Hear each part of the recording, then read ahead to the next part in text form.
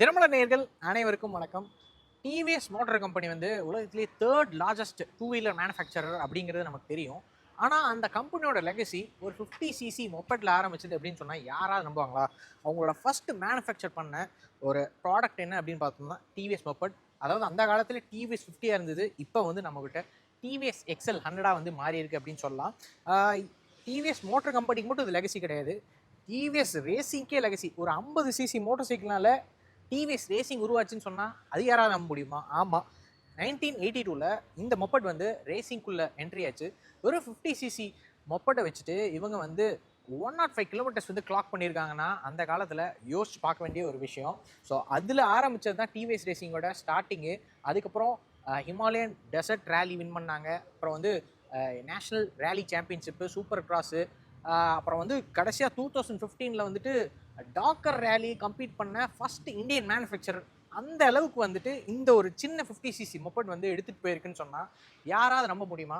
So அதை வந்து இன்றைக்கி இந்த மொப்பட் வந்து டிவிஎஸ் கம்பெனியோட ஒரு பெரிய லெகசிக்கு முக்கிய காரணமாக இருந்திருக்கு அப்படின்னு கண்டிப்பாக சொல்லலாம். அந்த காலத்தில் 50cc வந்தது, பட் 1990s வந்து எண்டில் வரும்போது 50லேருந்து 100cc மாறிச்சு. இப்பயும் சேம் 100cc தான் இருக்குது. 46 வருஷமாக இன்னும் உழைச்சிட்ருக்கு டிவிஎஸ் கம்பெனிக்காக. 1 crore சேல்ஸுக்கு மேலே போயிடுச்சு. ஸோ இந்த மொப்பட்டை பற்றி சொல்லணும்னா நம்ம சொல்லிகிட்டே போகலாம். இது வந்து இந்தியாஸ் ஃபஸ்ட்டு மொப்பட் இல்லை, ஆனால் இந்தியாஸ் ஃபஸ்ட்டு 2-seater மொப்பட் அப்படின்னு சொல்லலாம். ஸோ ஃபஸ்ட்டு இந்தியாவில் மொப்பட் அறிமுகப்படுத்தினது கைனெட்டிக் தான். அவங்க லூனா வந்து 1970s அறிமுகப்படுத்தினாங்க. இது 1979 ஃபஸ்ட்டு இந்தியாவில் வந்து டிவிஎஸ் நிறுவனம் அறிமுகப்படுத்தினாங்க.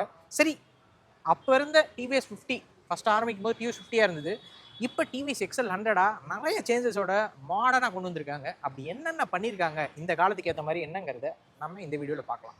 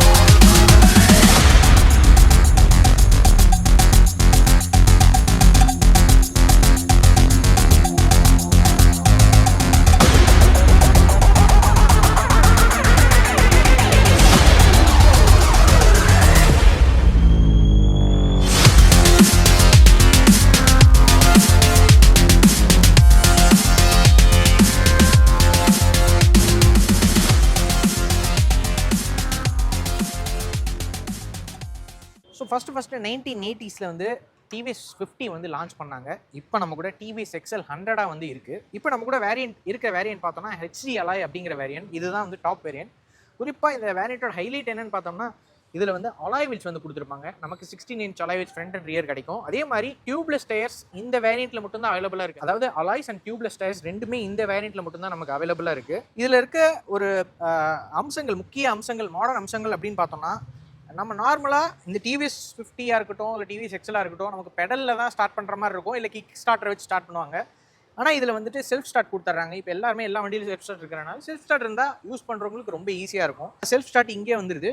ப்ளஸ் அதுபோக கிக் ஸ்டார்டர் ரைட் சைடில் கொடுத்துருக்காங்க. இப்போ அந்த பெடல் வரல, அதனால் இப்போ நம்ம உட்காரும்போது பார்த்தோம்னா நார்மலாக டிவிஎஸ் 50 வந்து பெடல் இருக்கும். இப்படி நம்ம சைக்கிள் ஓட்டுற மாதிரி ஓட்டி ஸ்டார்ட் பண்ணுவாங்க. பட் இப்போ பெடல் கிடையாது, ஜஸ்ட் ஒரு கால் வைக்கிற ஸ்டாண்டு மாதிரி தான் இருக்குது. இது வந்து பெடல் பண்ண முடியாது. இப்போ எல்லாமே எமிஷன் BS6 எமிஷன் நார்ம்ஸ்குள்ளே வந்துட்டனால கம்ப்ளீட்டாக இந்த என்ஜின் சவுண்டே பார்த்தோம்னா ஒரு தம்ப் சவுண்ட் பைக்கில் எப்படி வரும் அந்த சவுண்டு தான் வருது. இப்போ இருந்த டிவிஎஸ் எக்ஸல் டிவிஎஸ் 50 சவுண்டெல்லாம் இப்போ வரது கிடையாது. எமிஷன் நார்ம்ஸ்குள்ளே கிராஸ் ஆகிட்டனால இன்ஜினுமே வந்துட்டு சவுண்டு வந்து கம்ப்ளீட்டாக மாறிடுச்சு. இதில் கொடுத்துருக்கிறது 99cc air and oil cooled engine வந்து கொடுக்குறாங்க. அதாவது 4.3 PS பவரும் 6.5 Nm ஆஃப் டார்க் வந்து ப்ரொடியூஸ் பண்ணுது அப்படின்னு சொல்கிறாங்க. இதில் கியர் பாக்ஸ் வந்து சிங்கிள் ஸ்பீட் கியர் பாக்ஸ் தான் கொடுக்குறாங்க. வித் நமக்கு வந்து செயின் டிரைவோடு வந்துடுது. செயின் டிரைவையும் அந்த டைம் வந்து கவர் பண்ணி கொடுத்துருக்காங்க. அது ஒரு நல்ல விஷயம். ஸோ செயின் டிரைவ் வந்து லாங் லாஸ்டிங்காக இருக்கிறதுக்காக கவர் பண்ணி கொடுத்தா எந்த ஒரு தூசியும் படாமல் இருக்கும். ஸோ அது நல்ல விஷயம் நம்ம சொல்லலாம். அதே மாதிரி இதில் கொடுத்துருக்க ஃபியூல் டேங்க் பார்த்தோம்னா 4 liters வந்து கொடுத்துருக்காங்க. 1.3 liters ரிசர்வ் நமக்கு வருது. மைலேஜ் என்ன அப்படின்னு பார்த்தா இதில் வந்து நியர்லி 55 to 65 கிலோமீட்டர்ஸ் வரைக்கும் நமக்கு மைலேஜ் தரதான் சொல்லுது. ஆனால் பேஸ்ட் ஆன் வெயிட் வந்து இருக்கும். ஸோ அதோட டோட்டல் வெயிட் நம்ம பார்த்தோம்னா நியர்லி 18 kg தான் வெயிட். காற்று மாதிரி இருக்குது வண்டி. இது தூக்குற இடம் பார்த்தோம்னா நியர்லி டபுளாக வந்து தூக்குது. அதாவது 150 கேஜி வரைக்கும் இதில் வந்து ஏற்றிட்டு போக முடியும். ஸோ நார்மலாக மொப்பட் வச்சிருக்கவங்க வந்துட்டு மளிகை கடைக்காரங்க, சின்ன சின்ன தொழில் பண்ணுறவங்க, பால் பாக்கெட் போடுறவங்க, டீ விற்கிறவங்க, இவங்களாம் தான் வந்து மொப்பட் அதிகம் ப்ரிஃபர் பண்ணுவாங்க. ஏன்னா அதை வந்து அவங்க ஃபேமிலிக்கும் யூஸ் பண்ணிக்கலாம், இந்த மாதிரி சின்ன சின்ன தொழில் பண்ணுறதுக்கும் அவங்களுக்கு வந்து ஹெல்ப்ஃபுல்லாக இருக்கும். ஏன்னா 150 கிலோ எடையை வந்து இது தூக்கும். ஸோ இதில் வந்துட்டு இந்த சீட்டை வந்து டிட்டாச்சபிள் சீட் வந்து பின்னாடி கொடுத்துருக்காங்க. ஜஸ்ட்டு சாவியை நம்ம இந்த இடத்துல வந்து போட்டு நம்ம இதை தூக்கி இதை வந்து நம்ம லோடு வைக்கிறதுக்காக பயன்படுத்திக்கலாம். இல்லை ஒரு டீ கேனோ இல்லை வந்து அரிசி சாக்கு வந்து வச்சுக்கலாம். ஸோ இதுக்காக நம்ம இதை பயன்படுத்திக்க முடியும்.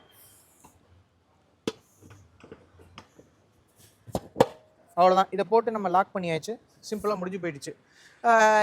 இதுலேயே வந்துட்டு நம்ம டிசைன் வைஸ் பார்த்தோம்னா இதில் நிறைய சேஞ்ச் பண்ணியிருக்காங்க.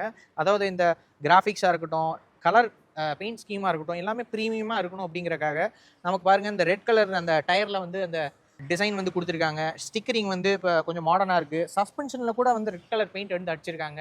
இதெல்லாம் பார்க்கும்போது ஒரு மாடர்னாக இருக்க ஒரு டச் இருக்குது அப்படின்னு சொல்லலாம்.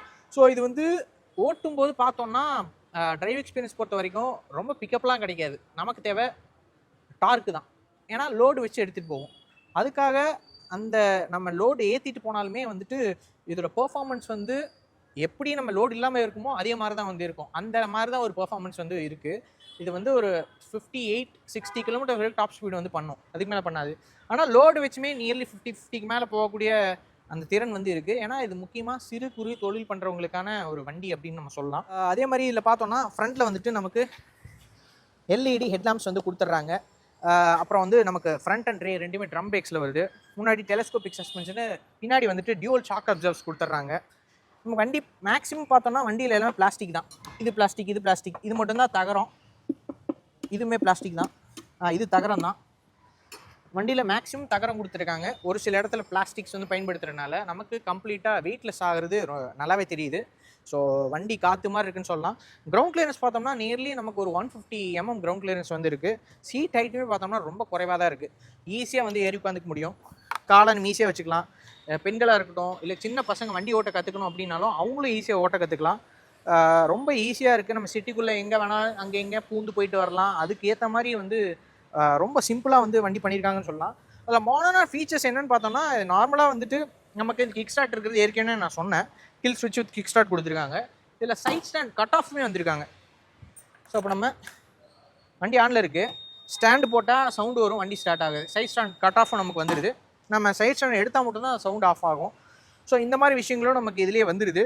பெருசாக நமக்கு வந்து இண்டிகேட்டரு லைட்டு, அப்புறம் வந்து ஹெட்லைட்டு, அப்புறம் இன்ஜின் செக் லைட்டு, இது மட்டும்தான் இருக்குது. பெருசாக நமக்கு வந்து பெருசாக சொல்கிற அளவுக்கு இதில் வந்து ஃபியூல் இப்போ நம்ம எம்டி ஆக போகுதுன்னா நமக்கு அலர்ட் வந்து கொடுக்கும் லைட் அமிச்சு. ஸோ இதனால் பெரிய ரொம்ப காம்ப்ளிகேட்டடான திங்ஸ்லாம் இந்த மோட்டார் சைக்கிளில் கண்டிப்பாக கிடையாது. ஒரு சிம்பிளாக ஒரு காமன் மேனுக்கு என்னென்ன தேவையோ அது எல்லாமே இருக்குது. வெஹிக்கிள் ஓட்டுறதுக்கு ரொம்ப லைட் வெயிட்டாக இருக்குது. ஈஸியாக யூ டர்ன் போட முடியும், அங்கே எங்கே வளைச்சி ஓட்ட முடியும்.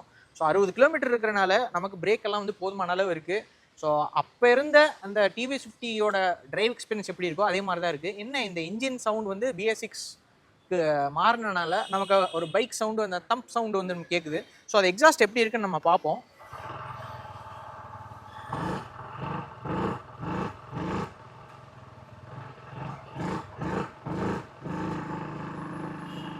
ஸோ இதில் கேட்கணும்னு நினைக்கிறேன். இதில் ஒரு தம்ப் சவுண்டு தான் இருக்குது. ஒரு பைக்கோட சவுண்ட் எப்படி இருக்குமோ அதே மாதிரி தான் இருக்குது. அப்போ இருந்த டிவிஎஸ் 50 டிவிஎஸ்6 எல்லாம் வந்து சவுண்டு டோட்டலாக வேறு மாதிரி இருக்கும்.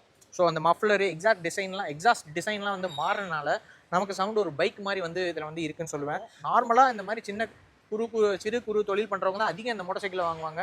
இன்னும் இந்த மோட்டார் சைக்கிளை வந்து வித்துட்ருக்குன்னா அது வந்து அவங்களுக்கு எவ்வளோ ஹெல்ப்ஃபுல்லாக இருக்குது அப்படிங்கிறது தெரியும். ஸோ கண்டிப்பாக இந்த மோட்டார் சைக்கிள் நீங்கள் ஓட்டி பாருங்கள், எப்படி இருக்குன்னு கமெண்ட் செக்ஷனில் சொல்லுங்கள். இதே மாதிரி நல்ல வீடியோவில் நெக்ஸ்ட் டைம் சந்திப்போம். until then bye from Kapil Murugesh.